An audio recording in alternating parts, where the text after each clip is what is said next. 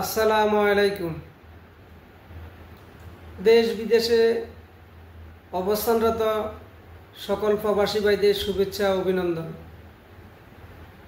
প্রিয় প্রবাসী ভাইয়েরা, আমি যেহেতু অনলাইনে ই পাসপোর্ট আবেদন করে থাকি, তাই আমার অভিজ্ঞতার আলোকে আজকে আপনাদের ই পাসপোর্ট সম্পর্কে বিস্তারিত জানাবো।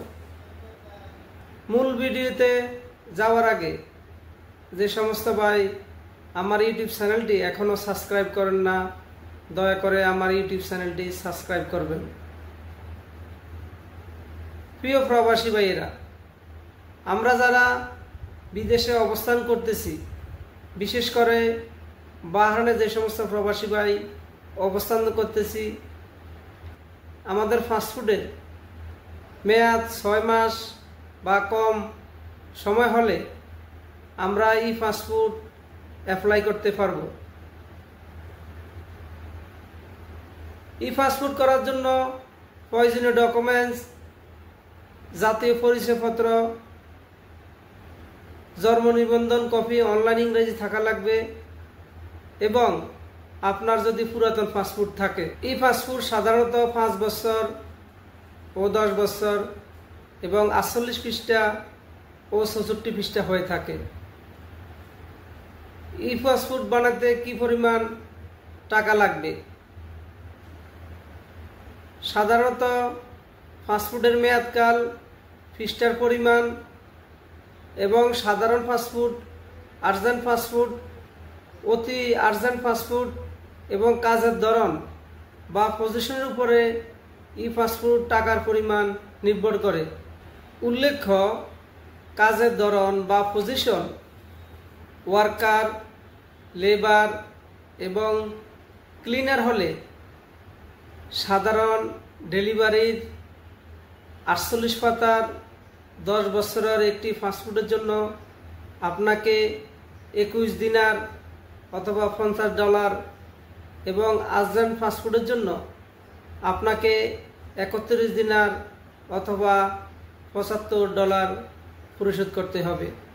আবার কাজের ধরন ওয়ার্কার, লেবার, ক্লিনার ছাড়া, যেমন ফোরম্যান, সুপারভাইজার, অ্যাকাউন্টেন্ট সহ সকল পজিশন বা কাজের ধরনের জন্য আপনাকে 48 পাতার 10 বছরের একটি পাসপোর্টের জন্য 52 দিনার বা $125 এবং আর্জেন্ট পাসপোর্টের জন্য আপনাকে 72 দিনার অথবা $175 পরিশোধ করতে হবে।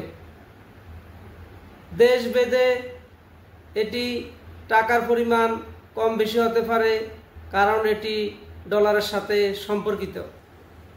প্রিয় প্রবাসী ভাইয়েরা, প্রয়োজনীয় ডকুমেন্টস জাতীয় পরিচয়পত্র এবং জন্ম নিবন্ধনের সাথে আপনার বর্তমান পাসপোর্টের তথ্যপত্রের সাথে 100% অথবা হুবহু মিল থাকা লাগবে।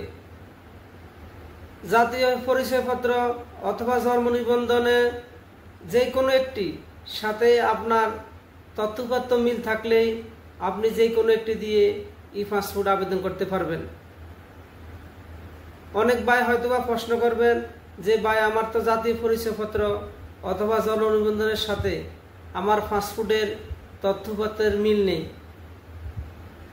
সেক্ষেত্রে আমি তাদেরকে বলবো, জাতীয় পরিচয়পত্র সাথে তথ্যপত্রের মিল না থাকলে আপনি জাতীয় পরিচয়পত্র দিয়ে ই পাসপোর্ট আবেদন করতে পারবেন না।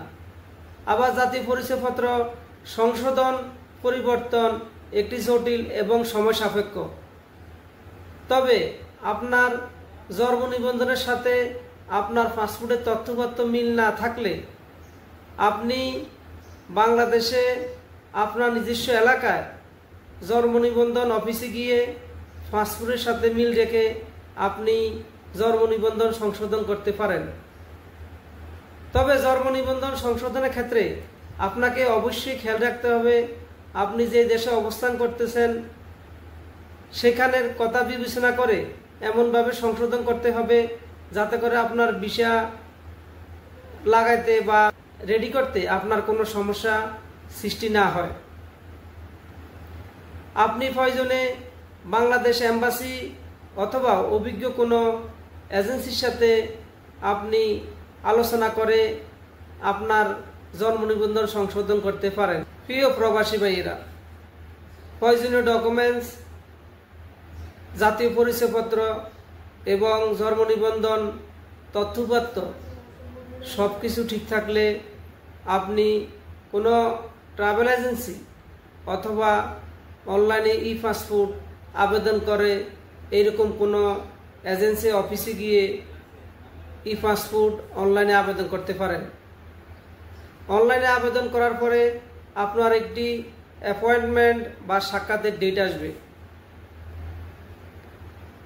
আপনি সাক্ষাতের ডেট বা অ্যাপয়েন্টমেন্ট তারিখে বাংলাদেশ এম্বাসিতে প্রয়োজনীয় ডকুমেন্টস এবং ক্যাশ টাকা নিয়ে সশরীরে উপস্থিত থাকবেন। বাংলাদেশ এম্বাসিতে যাওয়ার পর আপনার প্রয়োজনীয় কাগজপত্র এবং ফিঙ্গারপ্রিন্ট ফটো তোলার মাধ্যমে আপনার ই পাসপোর্টের কার্যক্রম সমাপ্তি ঘটবে। প্রিয় প্রবাসী ভাইয়েরা, এতক্ষণ আমার ভিডিওটি দেখলেন। যদি আমার ভিডিওটি ভালো লাগে তাহলে দয়া করে লাইক, কমেন্ট এবং শেয়ার করবেন। ইনশাআল্লাহ আপনাদের কমেন্টের ভিত্তিতে আগামীতে আমি কিভাবে অনলাইনে ই পাসপোর্ট আবেদন করা হয় সেই সম্পর্কে আরেকটি ভিডিও নিয়ে আসব। সবাই ভালো থাকেন, সুস্থ থাকেন। আল্লাহ হাফেজ।